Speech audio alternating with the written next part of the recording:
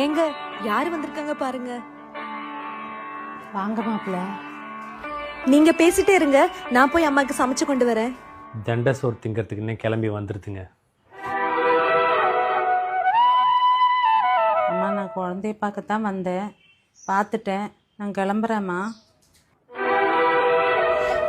சரிம்மா. அத்தா கொஞ்சம் நில்லுங்க, நான் அப்படி பேசுறதுக்கு என்ன மன்னிச்சிருங்க அத்தை. ஐயோ பெரிய வார்த்தையெல்லாம் பேசாதீங்க மாப்பிள்ள.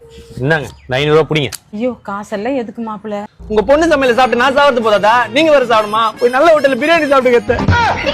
யார் பெற்ற மகனோ நீ, யார் பெற்ற மகனோ இந்த ஊர் கும்பிடும் குலசாமி இவன்.